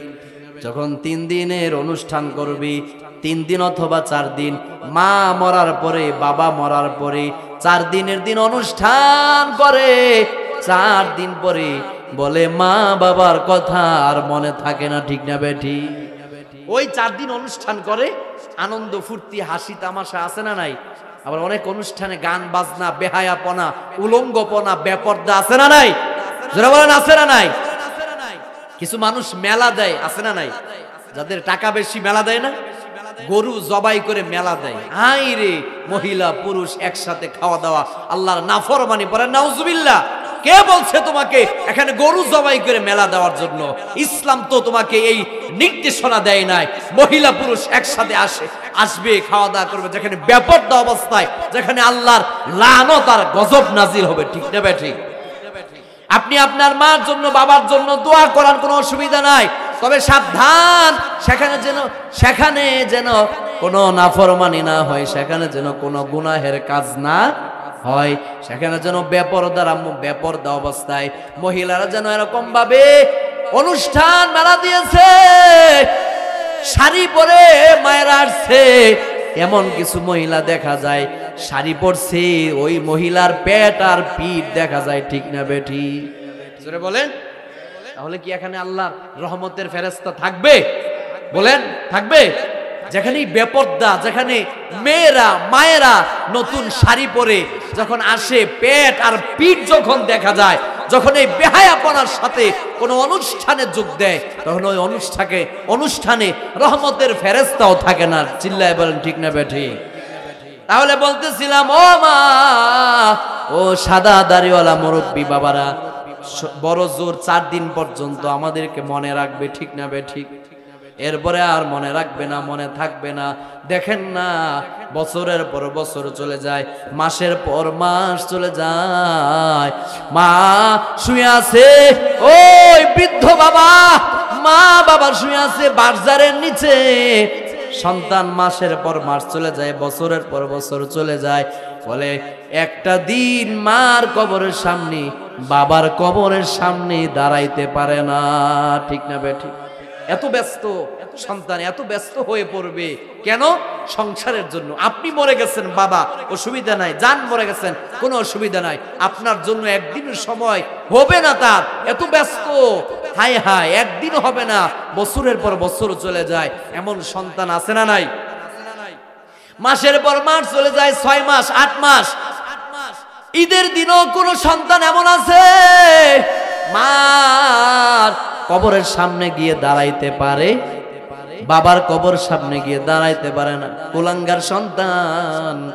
একটা বছর পর তোমার মার কথা বাবার কথা মনে পড়ে না। ঈদ আসলেও কি মার কথা বাবার কথা মনে পড়ে না? বাবা মা যখন সংসারে ছিল, ঈদের সময় কত আনন্দ ফুর্তি ছিল, ঠিক না বেঠিক? মা বাবাকে সাথে নিয়ে কত আনন্দ ফুর্তির সাথে ঈদ কাটাইলাম। আবার যখন ওই ঈদ, যখন এমন ঈদ আমাদের সামনে আসি যে ঈদে মা থাকে না, বাবা থাকে না, বলে ওই ঈদের দিনও অনেক সন্তান মা বাবাকে স্মরণ করে না, ঠিক কি না? তাহলে মা বাবার কবরের সামনে গিয়ে দাঁড়ানোর দরকার আছে না নাই? যারা বলেন আছে না নাই? যেই মা এত কষ্ট করেছে, যেই বাবা এত কষ্ট করে আপনাকে লালন করেছে, আপনি জান না, নবীজি হাদিস বলেছেন, আপনি আপনার বাবার কবরের সামনে গিয়ে দাঁড়ান, দাঁড়িয়ে সূরা ফাতিহা পড়েন, সূরা ইখলাস 3 বার পড়েন, দুরূদ শরীফটা পড়েন, ইস্তিগফার পড়েন, 2 হাত উঠে আল্লাহকে বলেন, আল্লাহ গো রব্বির হামহুমা কামা রব্বায়ানি সগীরা। আল্লাহ, এরা আমার উপরে দয়া করেছে, আল্লাহ এই মা আমার উপরে রহম করেছে, এই বাবা আমার উপরে দয়া করেছে, যেভাবে তারা আমাকে আগলে ধরে রেখেছিল, যেভাবে তারা আমাকে লালন করেছিল, যেভাবে তারা আমার যত্ন নিয়েছিল, আল্লাহ গো আজকে তারা কবরে শুয়ে আছে, আল্লাহ আজকে তাদের আমলের রাস্তা বন্ধ, আল্লাহ আমি সন্তান হয়ে তোমার কাছে দোয়া চাই, আল্লাহ তুমি তাদের উপর রহম করো, দয়া করো, তাদের কবরের আযাব মাফ করে দাও, ঠিক কি না? আপনি এই দোয়াগুলো যখন করবেন, নবীর হাদিস প্রমাণ করে, কোন সন্তান যখন প্রতি জুমার দিন যখন কোন সন্তান জুমার নামাজ পড়ে যখন বাবার কবরের সামনে, মার কবরের সামনে দাঁড়ায় যায় আর আল্লাহকে বলে, আল্লাহ আমার মা তো বড় কষ্ট করেছে, আজকে সুখের দিনে মা নাই গো, দুঃখের দিনে মা ঘরে ছিল, ঠিক না বেটি? আগে যারা ছিল অনেক দুঃখের দিন ছিল, কষ্টের দিন ছিল, মা ঠিক মতো খাইতে পারে নাই, বাবা ভালো কাপড় ঈদের সময় পরতে পারে নাই, ঈদের দিনও পুরান একটা লঙ্গি পরছে, আছে না নাই? ঈদের দিনও পুরাতন একটা পাঞ্জাবি পরছে, আছে না নাই? এমন বাবা এমন মা অনেকের আছে। অনেক মা ঈদের দিন নতুন কাপড় পরতে চায় না, ঠিক না বে ঠিক? সন্তান যদি এনেও দেয় কাপড় পরতে চায় না, কারণ মা জানে আমার সন্তান যদি নতুন কাপড় আজকে পরে, ওই সন্তানের খুশি হয়ে যাবে আমার খুশি, ঠিক না বে ঠিক? তাহলে আমি বলতেছিলাম, নবীজি বলেন জুমার দিন কোন সন্তান যদি মার কবরের সামনে গিয়ে দাঁড়ায় যায়, বাবার কবরের সামনে গিয়ে দাঁড়ায় যায় আর 2 হাত তুলে বলে, আল্লাহ আমার মা বড় কষ্ট করেছে, আমার বাবা বড় কষ্ট করেছে, ওগো আল্লাহ আমি সন্তান হয়ে আমার মার জন্য, আমার বাবার জন্য তোমার কাছে দরখাস্ত করতেছি, তোমার কাছে দোয়া করতেছি, ওগো আল্লাহ তুমি আমার মা বাবার কবরের আযাব মাফ করে দাও। নবীর হাদিস প্রমাণ করে কোন সন্তান যখন মার জন্য বাবার জন্য এই দোয়াগুলো করে, তো আল্লাহ রাব্বুল আলামিন সন্তানের দোয়া ফালায় না, ওই সন্তানের দোয়া কবুল করে মা বাবার কবরের আযাব মাফ করে দেয়। সকলে বলি সুবহানাল্লাহ। তাহলে দোয়া করার দরকার আছে না নাই? আপনি কলম আর খাতা হাতে নেন, লিখে রাখেন, আজকে যদি আপনি আপনার মার জন্য, বাবার জন্য জুমার দিন যদি মা বাবার কবরের সামনে দাঁড়াইতেন পারেন, বাবা যদি দাঁড়ায়া দোয়া করতে পারেন, লিখে রাখতে পারেন, আপনি যেদিন অন্ধকার কবরে শুয়ে থাকবেন, ওই দিন আপনার সন্তান আপনার কবরের পাশে দাঁড়াইয়া আপনার জন্য দোয়া করবে, ঠিক না বেঠি? আপনি যদি করেন, আপনি আপনার সন্তানটাকে সাথে নিয়ে যান না যে চলো তোমার দাদার কবর পাশ থেকে আসি, জুমার দিন আজকে নামাজ পড়ছি, জুমার দিন চলো তোমার দাদার কবরের সামনে যাই, তোমার দাদার কবরটা একটু জিয়ারত করে আসি, একটু দোয়া করে আসি। আপনার সন্তান আপনাকে দেখে শিখবে, ঠিক না ঠিক? আপনার সন্তান আপনাকে দেখে শিখবে। আপনি যেদিন কবরে চলে যাবেন, আপনি যখন কবরে চলে যাবেন, আপনার সন্তান আপনার কবরের পাশে দাঁড়ায় যাবে, আল্লাহ আমার বাবা অনেক কষ্ট করেছে, আল্লাহ আমার মা অনেক কষ্ট করেছে, আল্লাহ গো আজকের এই দুঃখের দিনে আজকে তারা বড় অসহায়, আল্লাহ আমি দোয়া করতেছি তাদেরকে মাফ করে দাও। আপনার সন্তান আপনারটা দেখে শিখবে, শিখে আপনার জন্য দোয়া করবে, ঠিক না ঠিক? জোরে বলেন। তাহলে আগামীকাল জুমার দিন, ঠিক কিনা? আগামীকাল কি বার? শুক্রবার না? এই আমলটা করবো তো ইনশাল্লাহ। এই যে মাহফিলে আসছেন খালি হাতে কেউ যায় না, তাবারক আছে? বলেন তাবারক আছে না? যেহেতু কোনো তাবারক নাই, মাহফিল থেকে যাওয়ার সময় আমরা কিছু আমল নিয়ে যাব ইনশা। যারা বলেন ইনশা। একটা আমল এর মধ্যে, এর ভিতরে একটা আমল হচ্ছে কি? একটা আমল হচ্ছে আপনি প্রতি জুমার দিন, যাদের মা নাই বাবা নাই, জুমার নামাজ পড়ে, জুমার নামাজটা পড়ে অথবা জুমার নামাজের আগে অথবা আপনি জুমার দিন সকালবেলা যে কোনো সময় জুমার দিনে আপনি কি করবেন? মার কবরের সামনে, বাবার কবরের সামনে দাঁড়িয়ে সূরা ফাতিহা পড়বেন, সূরা ইখলাস 3 বার পড়বেন, দুরূদ শরীফ ইস্তিগফার পড়বেন, দুই হাত তুলে দোয়া করবেন, আল্লাহ আমার মাকে আমার বাবাকে মাফ করে দাও। এতটুকু পারবেন না বলতে? হ্যাঁ, আমার মাকে আমার বাবাকে মাফ করে দাও, আল্লাহ আমার মা বাবার কবরের আযাব মাফ করে দাও। এই দুইটা কথাই বললেন, আল্লাহ তুমি আমার মা বাবার উপরে রহম করো, দয়া করো, মার কবরের আযাব মাফ করে দাও, মা বাবাকে মাফ করে দাও। এতটুকুন বললেই হবে। পারবেন না ইনশাআল্লাহ? এই আমলটা করবেন তো ইনশাআল্লাহ? সবাই ইনশাআল্লাহ বলেন, করবেন তো ইনশাআল্লাহ?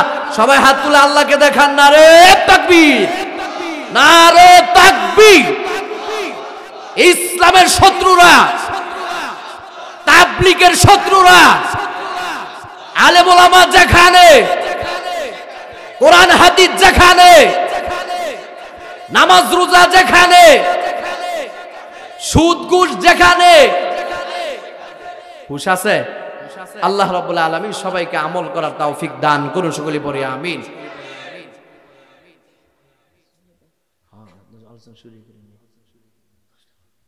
কয়টা বাজে? সব রয়েছে, কি খাও আলোচনা তো সবই রয়েছে। যাই হোক, তাহলে বলতেছিলাম একটা আমল জুমার দিন আগামীকাল থেকে শুরু করবেন, মার কবরের সামনে দাঁড়াবেন, বাবার কবরের সামনে দাঁড়াবেন ইনশাআল্লাহ। বলতেছিলাম আমি কবরের বিষয়ে আলোচনা। কবরে 4 ধরনের আযাব হবে। জোরে বলেন কয় ধরনের? আরো জোরে। 4 ধরনের আযাব হবে। 1 নাম্বার, নবীজি বলেন, আলা রাসূলুল্লাহ সাল্লাল্লাহু আলাইহি ওয়াসাল্লাম, নবীজি বলেন, ইয়াদিকু আলাইহিল কবরু হাত্তা তাখতালিফা আতলাউহু। আল্লাহ রাসূল বলেন কবরে 1 নাম্বার আযাব হবে, কবরের মাটি মানুষকে, কবরের 2 পাশের মাটি মানুষকে চাপ দিবে। জোরে বলেন কি দিবে? আরো জোরে বলেন কি দিবে? কবরের 2 পাশের মাটি মানুষকে চাপ দিবে। এটা হলো এক ধরনের আযাব, একটা আযাব। যখন মানুষকে চাপ দিবে তো মানুষের, নবীজি বলেন, 1 পাজরের হাড় অন্য পাজরের ভিতরে গিয়ে ঢুকে যাবে। পড়েন নাউজুবিল্লাহ। 1 পাজরের হাড় অন্য পাজরের ভিতরে গিয়ে ঢুকে যাবে। আমি আপনাদেরকে বলতেছি একজন সাহাবীর ঘটনা। হযরত সাদ বিন মুআজ রাদিয়াল্লাহু তাআলা আনহু, আল্লাহর নবীর একজন সাহাবী ছিলেন, যেই সাহাবীর জানাজায় 1 জন নয় 2 জন নয়, বলে 70,000 ফেরেশতা অংশগ্রহণ করেছে। পড়েন সুবহানাল্লাহ। কত হাজার? 70,000 ফেরেশতা একজন সাহাবীর জানাজায় অংশগ্রহণ করেছে। ওই সাহাবীর মৃত্যুতে আল্লাহর আরশ কেঁপে উঠেছে। বলেন আল্লাহু আকবার। ওই সাহাবী মৃত্যুবরণ করার পরে আসমানের সকল দরজাগুলো আল্লাহ খুলে দিয়েছেন। বলেন আল্লাহু আকবার। বলে ওই সাহাবীর কবর যখন খনন করা হয়, কবর থেকে জান্নাতের সুঘ্রাণ আসছে। বলেন সুবহানাল্লাহ। ওই সাহাবী যখন মারা যায় খন্দকের যুদ্ধে, ওই সাহাবী 32 বছর বয়সে ইসলাম গ্রহণ করেছে, 37 বছর বয়সে সে ইন্তেকাল করেছে। সর্বমোট 5 বছর নবীজির সাথে ছিল। সে অবশেষ খন্দকের যুদ্ধে ওই সাহাবী সাদ বিন মুআজ, সাহাবীর নাম কি বলেন? সাদ বিন মুআজ। সাদ বিন মুআজ রাদিয়াল্লাহু তাআলা আনহু খন্দকের যুদ্ধে ইন্তেকাল করে, শহীদ করা হয় তাকে। এবার শহীদ করার পর তাকে দাফন করা হয়। সব সাহাবীরা এরকম ভাবে আপনার আস্তে আস্তে চলে যায়। আল্লাহ নবী দাফন করার পরে সাদ বিন মুআজের কবরের সামনে একটু দাঁড়ায় রইলেন। হঠাৎ করে আল্লাহ রাসূল বলে উঠলেন, সুবহানাল্লাহ, আলহামদুলিল্লাহ, আল্লাহু আকবার, জোরে জোরে এরকম আপনার বলতে থাকলেন, তাসবিহগুলো পড়তে থাকলেন। এবার সাহাবীরা বলে, ওগো আল্লাহ নবী, এমন কেন হইল? আমরা তো কোনোদিন দাফন করার পরে কোনো কবরের পাশে আপনাকে দাঁড়াইতে দেখি নাই, আর তাসবিহ জপতে দেখি নাই, কি হয়েছে? এবার আল্লাহ রাসূল বলে, সাহাবীরা, আমার সাদের কবরের দুই পাশের মাটি তাকে চাপ দেওয়া শুরু করতেছিল। তাহলে দেখেন, এমন একজন সাহাবী যার জানাজায় ৭০,০০০ ফেরেশতা অংশগ্রহণ করেছে, তাকেও কবরের মাটি তাকে চাপ দেওয়া শুরু করেছে। তো আল্লাহ রাসূল যখন বললেন সুবহানাল্লাহ, আলহামদুলিল্লাহ, তখন আল্লাহ আসমান থেকে কবরকে ধমক দেয়, ও কবর থেমে যাও, তুমি কাকে চাপ দেওয়া শুরু করছো? আল্লাহর ধমক শুনে কবর থেমে যায়, মাটিগুলো আবার আস্তে আস্তে সরে যায়। বলেন আল্লাহু আকবার। তাহলে যেই সাহাবীর জানাজায় ৭০,০০০ ফেরেশতা আসে, যার মৃত্যুতে আরশ কেঁপে ওঠে, এবার চিন্তা করেন আমাদের অবস্থা কি হবে? ঠিক না ঠিক? আমাদের অবস্থা কেমন হবে? ও বাবা, আল্লাহ রাসূল বলেন, কবরে একটা আযাব হলো, বলে এক পাজরের হাত অন্য পাজরের ভিতরে গিয়ে ঢুকে যাবে মাটি যখন চাপ দিবে। এবার আসেন ২ নাম্বার শাস্তি। সময় আমার হাতে কম, আমি আপনাদেরকে সংক্ষেপে বলতেছি। ২ নাম্বার কবরের শাস্তি হলো, আল্লাহ রাসূল বলেন, ইউকাদু আলাইহিল কবরু নারন। আল্লাহ রাসূল বলেন, কবরে জাহান্নামের আগুন জ্বালিয়ে দেওয়া হবে। পড়েন নাউজুবিল্লাহ। কিসের আগুন? আগুন জ্বালিয়ে দেওয়া হবে কবরে। ইউকাদু আলাইহিল কবরু নারন। আল্লাহ রাসূল বলেন, কবরে আগুন জ্বালিয়ে দেওয়া হবে। ও বাবা, আগুনটা কেমন হবে জানার দরকার আছে না নাই? আল্লাহ সূরা হুমাযার ভিতর আমাদেরকে জানিয়েছেন। আল্লাহ বলেন যে আগুনটা জ্বালানো হবে, এটা কেমন হবে? এটা কি দুনিয়ার আগুন হবে? বলে না না। আল্লাহ কোরআনে বলেন, সূরা হুমাযার ভিতর আল্লাহ বলেন, নারুল্লাহিল মুকাদ্দাম আল্লাতী তাত্তালিউ আলাল আফইদা ইন্নাহা আলাইহিম মুসাদ। আল্লাহু আকবার। আল্লাহ রাব্বুল আলামিন বলেন, নারুল্লাহিল মুকাদ্দা। আল্লাহ রাব্বুল আলামিন বলে, এটা এমন আগুন, যে আগুন বলে মানুষের বলে দেহ নয়, মানুষের কলিজা পর্যন্ত জ্বালিয়ে দিবে। পড়েন নাউজুবিল্লাহ। কলিজা পর্যন্ত জ্বালিয়ে দিবে। দুনিয়ার আগুন যদি কোনো মানুষের গায়ে লাগে, এটা আগে কলিজায় বলে এরকম ভাবে যায় না, কলিজা কিন্তু পড়ে না, মানুষের কলিজা কিন্তু পড়ে না। কিন্তু আল্লাহ বলেন, এটা এমন একটা আগুন, এটা আল্লাহর প্রজ্বলিত আগুন। এই আগুন জ্বালিয়েছে কে? আরো জোরে বলেন কে? নারুল্লাহিল মুকাদ্দা, এটা আল্লাহর প্রজ্বলিত আগুন। এই আগুন যখন মানুষের গায়ে লাগবে, মানুষের কলিজা পর্যন্ত পুড়ে যাবে। পড়েন নাউজুবিল্লাহ। কি যে উপায় হবে আমার কবরে, মাওলা যদি মাফ না করে মোদের। ঠিক না? মাওলা যদি মাফ না করে মোদের। কবর হইল ছোট একটা মাটির ঘর, ওই কবরে থাকতে হইবে জীবন ভর, ওই কবরে থাকতে হইবে জীবন ভর। ঠিক কি না? ওই কবরে থাকতে হবে, এজন্য আমল করার দরকার আছে না নাই? ইনশাআল্লাহ। এবার আসেন আমি সংক্ষেপে বলতেছি। এরপরে ৩ নাম্বার কবরের শাস্তি হলো, ৩ নাম্বার কবরের শাস্তি হলো, কবরে সাপ বিচ্ছু দংশন করবে। জোরে বলেন নাউজুবিল্লাহ। কি দংশন করবে? সাপ বিচ্ছু দংশন করবে। সহিহ হাদিস থেকে আল্লাহ রাসূল আমাদেরকে জানিয়েছি, বলে একটা নয়, দুইটা নয়, এক হাদিসে আসছে ৯৯টা সাপ দংশন করবে। পড়েন নাউজুবিল্লাহ। আল্লাহ রাসূল বলেন, ক্বালা রাসূলুল্লাহি সাল্লাল্লাহু আলাইহি ওয়াসাল্লাম, নবীজি বলেন, ইউসাল্লাতু আলাইহি তিসআতু ওয়া তিসউনা হাইয়াতান। নবীজি বলেন একটা নয়, দুইটা নয়, বলে এরকম ভাবে 99টা সাপ দংশন করবে, বলেন নাউজুবিল্লাহ। এই সাপটা কেমন হবে? আল্লাহ রাসূল বলেন এমন একটা সাপ, অজগর একটা সাপ থাকবে। বলে এই সাপটা কত বড় হবে? আল্লাহ রাসূল বলেন এই সাপটার বলে সারা দিন যদি কেউ হেঁটে যায়, বলে সারা দিন তার সময় লাগবে, বলে সাপের মাথা থেকে পা পর্যন্ত হেঁটে যাইতে, বলেন নাউজুবিল্লাহ। সারা দিন সময় লাগবে, এত বড় একটা সাপ আল্লাহ রাব্বুল আলামিন নিযুক্ত করে দিবেন, পরেন নাউজুবিল্লাহ।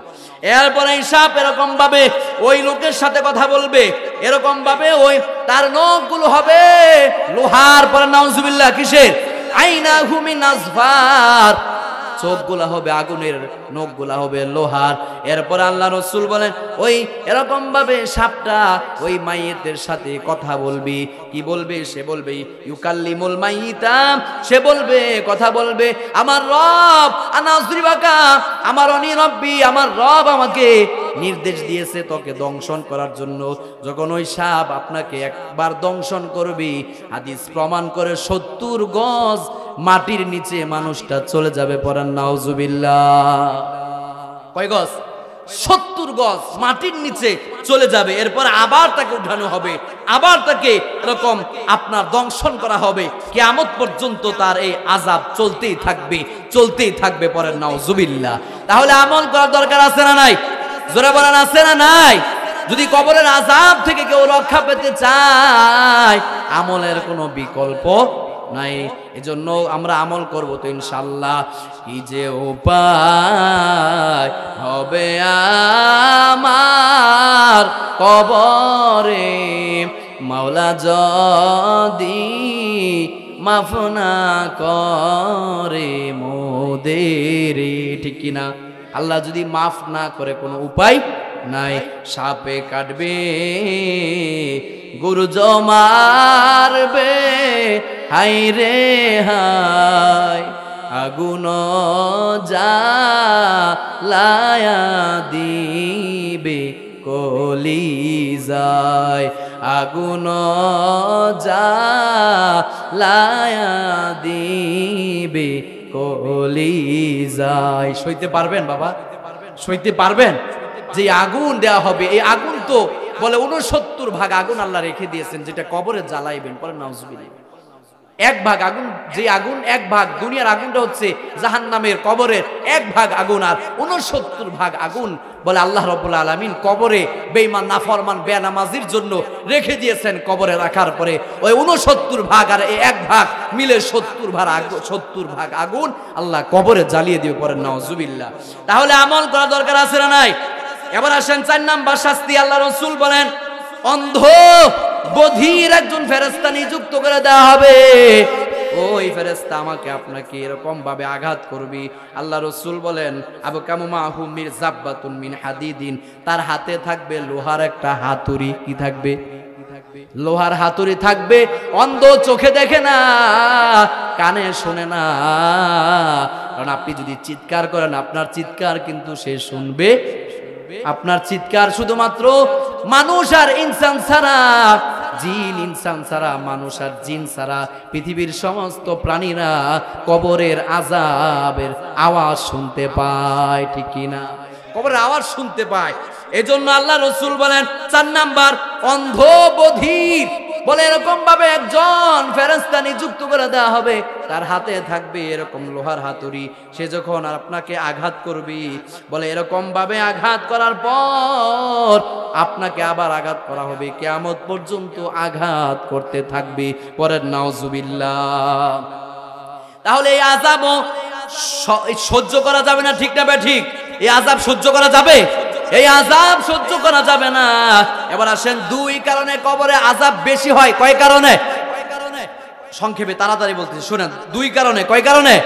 2 কারণে কবরে আযাব বেশি হয়।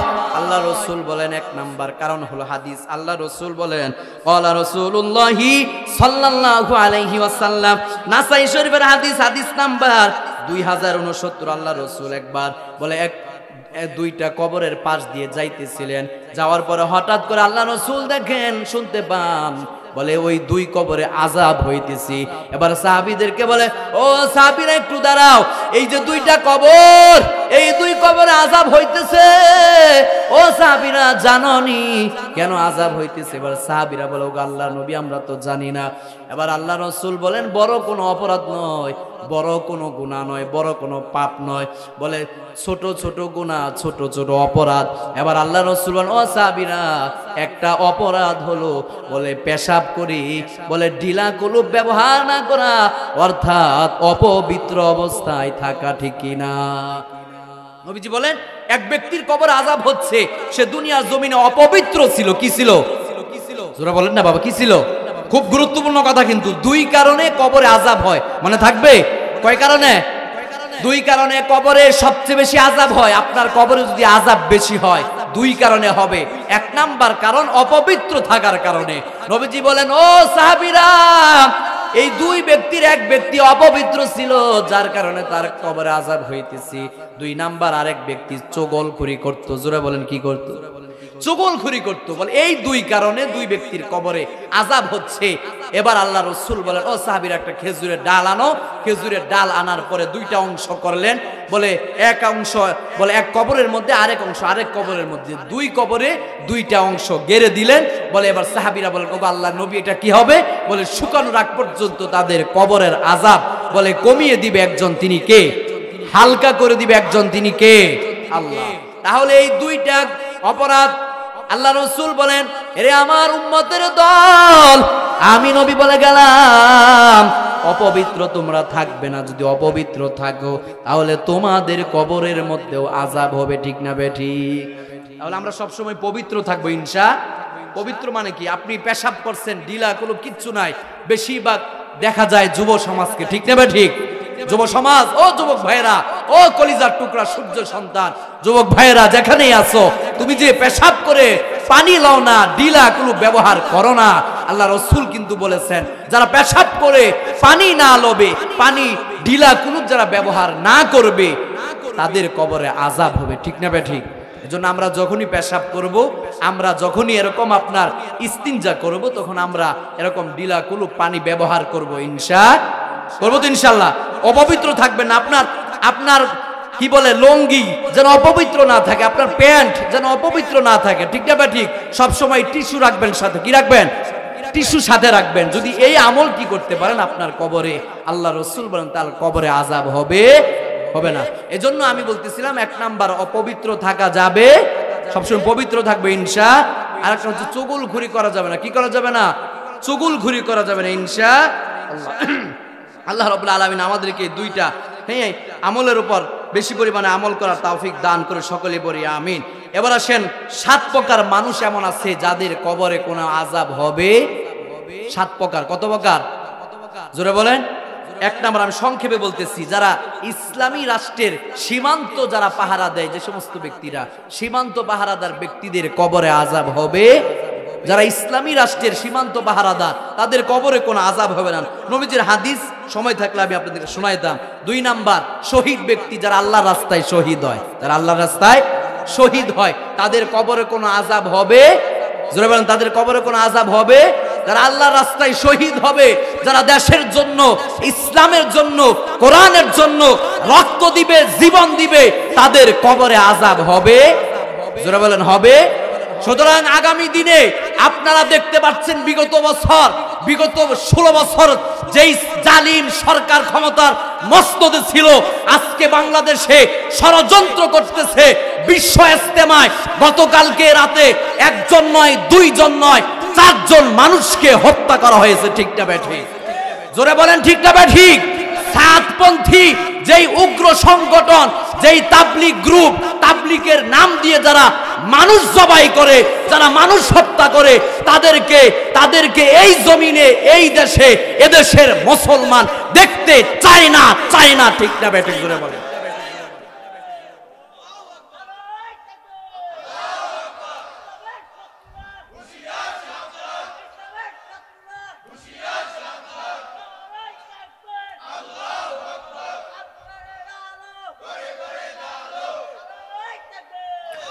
সুতরাং আমি বলতে চাই, আমি আমাদের সরকারকে বলতে চাই, আগামী দিনে যদি সাদপন্থীরা যদি বিশ্ব ইস্তেমা করতে চায়, এদেশের মুসলমান তাদেরকে ইস্তেমা করতে দিবে না ঠিক না ঠিক? আপনারা বলেন নিরপেক্ষভাবে যারা 4 জনকে হত্যা করেছে রাতের আধারে, যারা তাহাজ্জুদ অবস্থায় ছিল, কেউ ঘুমন্ত অবস্থায় ছিল, তাদেরকে একজনকে জবাই পর্যন্ত করেছে। বলেন নাউজুবিল্লাহ। কতটা নিষ্ঠুর আর নির্মম ভাবে তারা হত্যা করেছে। এটা আর কেউ নয়, এটা বিগত 16 বছর যারা ক্ষমতায় ছিল আমাদের পার্শ্ববর্তী দেশ ভারতে বসে বসে বাংলাদেশে ষড়যন্ত্র করতেছে, ঠিক না ঠিক? সেখানে আওয়ামী লীগের অনেক, যুবলীগের অনেক নেতারাও ছিল, ছাত্রলীগের অনেক ছেলেপেলেও সেখানে ছিল, যোগ দিয়েছে ওই সাতপন্থীদের সাথে। যারা হাসিনা সরকার ক্ষমতায় থাকার সময় বলে তারা তাদের সাথে সংযুক্ত ছিল, আজকে যেভাবেই হোক তারা ষড়যন্ত্র করে এদেশের সরকারকে বেকায়দায় ফালানোর জন্য চেষ্টা করতেছে, ঠিক না ঠিক? আগামী দিনে যারা আলেমদের সাথে আছে আমরা তাদের সাথে আছি, ঠিক না ঠিক?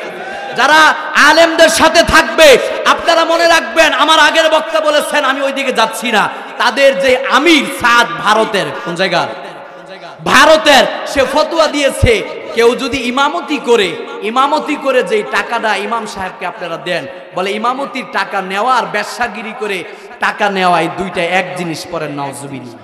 ব্যবসাগিরি করে বলে ব্যবসা যে টাকা নেয়, ইমামতি করে টাকা নেওয়া সেই একই টাকা। পড়েন নাউজুবিল্লাহ।